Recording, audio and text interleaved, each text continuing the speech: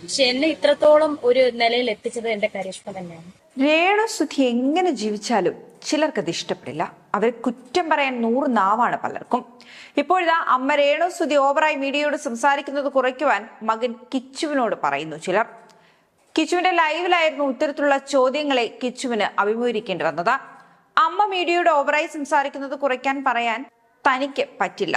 അതെങ്ങനെയാണ് താൻ പറയുന്നത്? അതൊക്കെ ഓരോരുത്തരുടെ ഇഷ്ടമല്ലേ എന്നാണ് കിച്ചു പറയുന്നത്. അമ്മയുടെ ഇഷ്ടത്തിൽ കയറി താൻ എന്തിനാണ് പറയുന്നത്? താൻ കുറച്ച് നല്ല കാര്യങ്ങൾ പറയുന്നുണ്ടല്ലോ, അത്ര മാത്രമേ ഉള്ളൂ. വേറൊരാളെ തിരുത്താനൊന്നും തന്നെ കൊണ്ട് പറ്റില്ല. താൻ തന്റെ കാര്യം നോക്കി പോകുന്നു.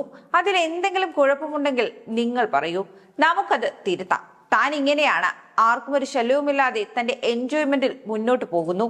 ഓരോ പ്രശ്നത്തിൽ കയറി ഇടപെട്ട് എന്തിനാണ് വെറുതെ?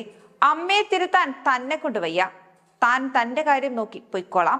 അമ്മയ്ക്ക് അമ്മയുടേതായ ഒരുപാട് ഇഷ്ടങ്ങളുണ്ട്, അതിൽ തന്നെ നിൽക്കട്ടെന്നാണ് കിച്ചു പറയുന്നത്.